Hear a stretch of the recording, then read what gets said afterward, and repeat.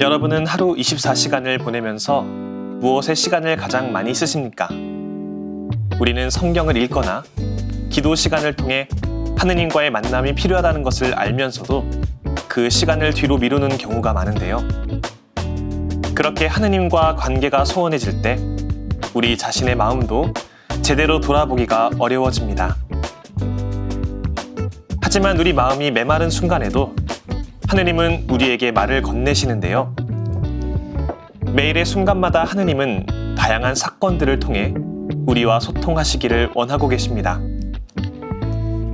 지금부터 하느님의 부르심과 뜻을 이해하는 데 도움이 되는 명상에 대한 책을 함께 읽어보겠습니다.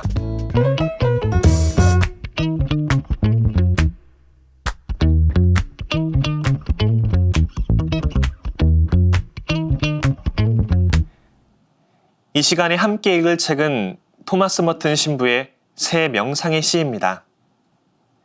토마스 머튼은 1915년 프랑스에서 태어나 영국과 미국에서 성장했는데요. 1938년 성공회에서 가톨릭으로 개종한 뒤 1940년 트라피스트 수도원에 입회하여 1949년 사제품을 받았습니다.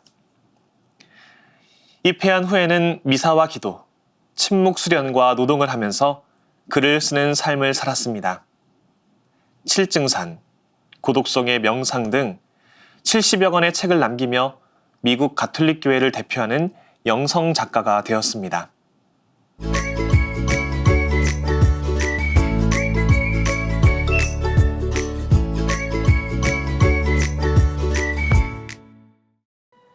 지상에 사는 모든 사람은 매 순간, 모든 사건 때마다 자기 영혼에 무엇인가를 심습니다.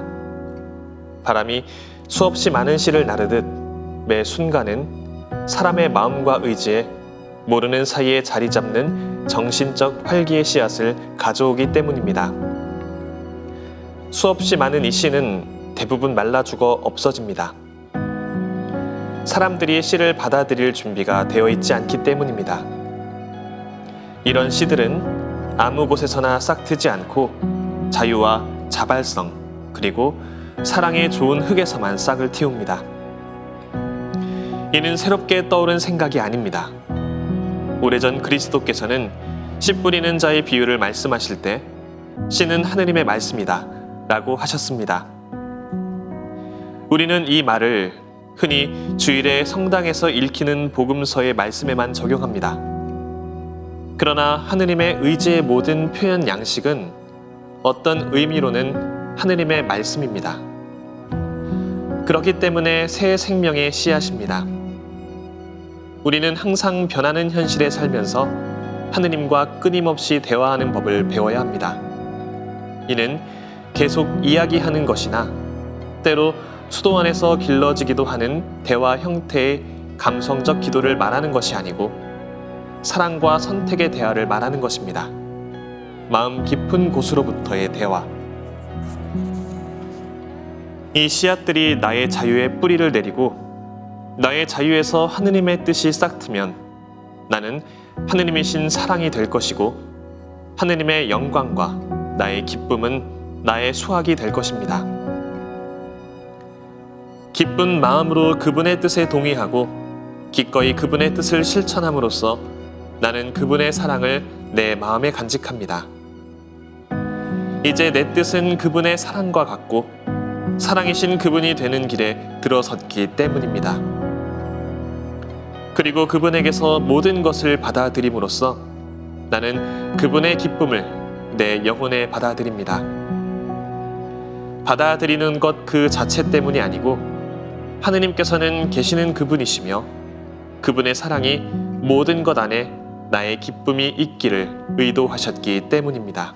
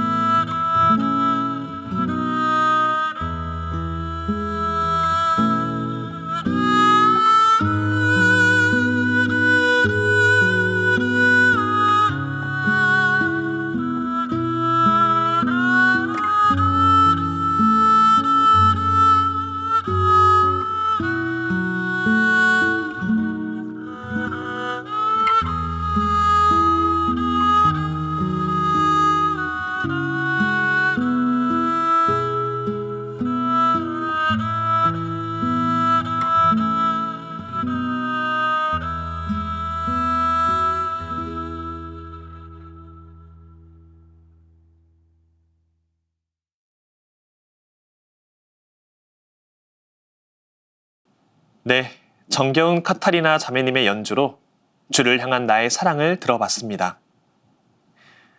노래를 듣기 전 하느님이 우리 마음 안에 심으신 씨앗에 대해 읽어드렸는데요.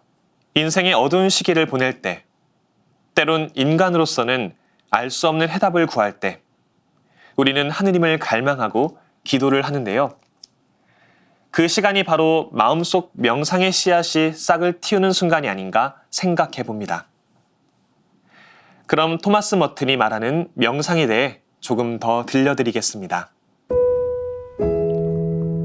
너는 기도할 때 골방에 들어가 문을 닫은 다음 숨어 계신 내 아버지께 기도하여라. 그런 장소를 찾거든 그것으로 만족하십시오. 그곳에서 나와야 할 명분이 있어도 개의치 마십시오. 그곳을 사랑하고 그대로 머물도록 하십시오. 너무 빨리 바꾸려고 하지 마십시오. 신의 교회들도 때로는 조용하고 평화로운 은거의 장소, 침묵의 장소가 됩니다. 그래서 사람들이 비즈니스 세계에 감당 못할 오만을 피해 찾는 피난처가 될 수도 있습니다. 경우에 따라서는 자기 집에, 자기 방에서보다 교회에서 더욱 홀로 있을 수 있습니다. 집에서는 언제나 실패하고 장애를 받습니다. 그러나 이런 조용한 교회 안에서 아무에게도 알려지지 않은 사람으로 한 구석에 편히 있을 수 있습니다. 사람이 피신할 수 있는 조용하고 어두운 교회가 항상 있었으면 좋겠습니다. 조용한 가운데에 사람들이 무릎을 꿇을 수 있는 장소, 하느님의 현존으로 가득 찬 하느님의 집. 기도할 줄은 모르더라도 그들은 거기에서 적어도 가만히 있을 수 있고 숨을 편히 쉴 수 있습니다. 가쁜 숨을 몰아쉬지 않아도 되는 곳, 자연스럽게 편안히 숨 쉴 수 있는 곳을 어디엔가 만들었으면 좋겠습니다. 마음의 여유를 갖고 근심 걱정을 잊고 깊은 침묵에 빠져 남몰래 하느님 아버지를 찬미할 수 있는 장소. 따로 떨어진 장소가 아니라면 그곳에는 명상이 있을 수 없습니다. 우리 몸이 있는 곳에 우리 마음도 머문다고 합니다. 하느님은 어디에나 계시는 분이지만 우리가 그분께 집중하려면 조용한 곳에서 만남을 청하는 것이 필요합니다. 명상을 시작하고 싶은 분들이 있다면 그런 장소를 하나 찾아두는 것도 좋겠습니다.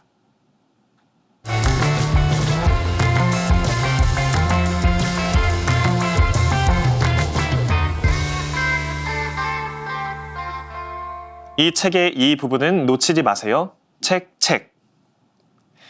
특별히 저자는 참된 명상에 관한 이야기를 독자들에게 전하며 초연함이라는 개념을 끄집어냅니다. 참된 명상의 단계로 나아가기 위해 필수적인 과정이라 할 수 있는 이 초연함은 우리가 쉽게 생각할 수 있는 세속적인 것으로부터의 초연함만을 의미하지 않습니다. 이는 초연함을 향한 집착으로부터의 초연함, 즉 초연하겠다는 의지가 나의 자아를 부풀게 만들거나 초연해진 마음을 갖추었다는 인간적인 만족감에 함몰되지 않을 수 있는 엄청난 인내와 겸손을 의미합니다. 여기서 오래전 제 어머니로부터 들은 이야기 하나가 떠오릅니다. 지금은 세상에 계시지 않은 제 막내 고모께서는 독실한 개신교 신자셨지만 신부가 되고자 했던 저를 항상 지지해 주셨고 당신의 기도 안에서 제 성소를 꼭 지향으로 담아주시곤 하였습니다. 이런 고모께서는 결혼한 지 11년 만에 낳은 아들인 저를 매사 애지중지하셨던 저의 어머니에게 다음과 같이 말씀하셨다고 합니다. 언니, 아들이 너무 예쁘죠? 마냥 사랑스럽기만 할 거예요. 그래도 예수님보다 더 사랑하지 않도록 노력하셔야 해요. 제 어머니께서는 당시에 막내 꼬모로부터 저 이야기를 들었을 때에는 그다지 마음에 와닿지 않았었고 또 왜 굳이 저런 이야기를 나한테 하는 걸까라는 의문이 들 정도로 이 이야기가 낯설게 다가왔지만 아들이 신부로 살아가는 지금 떠올려보면 고모의 저 이야기가 어머니에게 어떤 의미를 지니고 있는지를 알 것 같다라고 하십니다. 제 막내 고모는 20년 넘는 세월 동안 폐섬유증을 앓으셨습니다. 처음 이 병을 진단받았을 때는 의사 선생님으로부터 6개월밖에 살지 못할 거라는 이야기를 들으셨지만 본인의 굳은 신앙심과 긍정적인 마음가짐을 바탕으로 살아오시다가 몇 해 전 세상을 떠나셨습니다. 현세와 내세의 삶을 모두 아우르는 복음 속 예수님의 표징들과 약속들을 마주할 때마다 또 이를 바탕으로 사제로서 세상 것으로부터의 초연함을 더욱 추구해야겠다는 다짐을 반복할 때마다 저는 일상 안에서 주님만을 바라고 찾으시며 절망으로 가득해도 모자란 상황 속에서도 늘 희망차게 지내셨던 제 막내 고모의 모습이 떠오르곤 합니다. 그렇게 이 책의 저자가 언급하는 명상을 위한 초연함에 관한 내용을 마주하며 자연스레 저의 막내 고모의 모습을 떠올려 보게 되었습니다. 몸이 건조함과 무기력함을 이겨낸 사람, 황야로 이끄시는 하느님을 순순히 따른 사람, 그리고 순수한 믿음과 하느님께 의탁하는 것 이외에 어떤 도움과 안내도 바라지 않는 사람은 약속된 땅으로 인도될 것입니다. 그는 하느님과 일치하는 평화와 기쁨을 맛볼 것입니다. 그는 인생의 모든 사건에 현존하시며 그 안에서 역사하시는 하느님을 눈으로 보지 않고도 언제나 계시며 위로해 주시는 하느님에 대한 희미하지만 신비로운 깨달음을 얻게 될 것입니다. 자기의 모든 영적 발전을 하느님의 손에 맡기기를 두려워하지 않는 사람, 기도와 덕행, 공로와 은총, 그리고 하느님께 오는 모든 선물을 하느님께 맡기기를 두려워하지 않는 사람은 곧바로 하느님과 일치하는 평화로 들어갈 것입니다. 하느님의 평화에는 아무런 근심 걱정도 없기 때문에 그 평화는 대단히 감미로울 것입니다.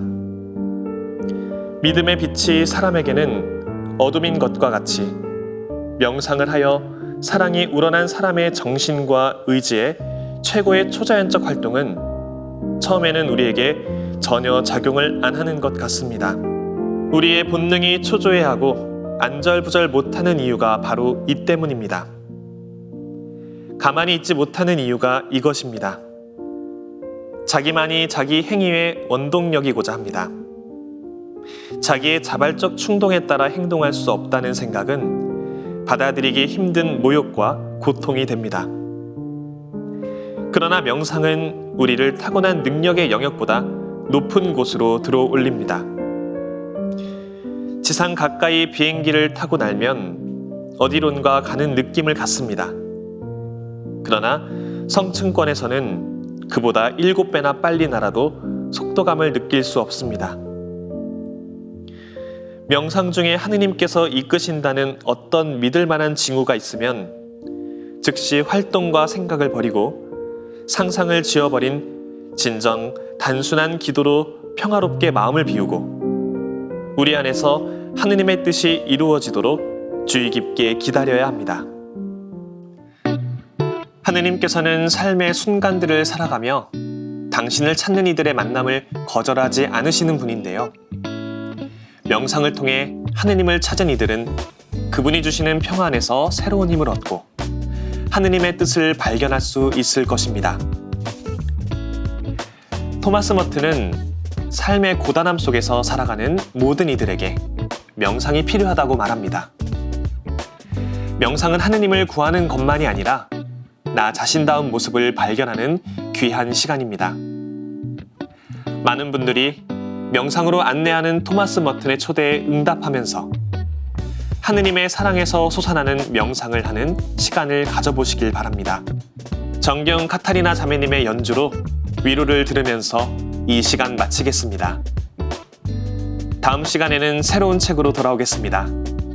평범한 일상 속에서 지혜를 발견하는 시간 책.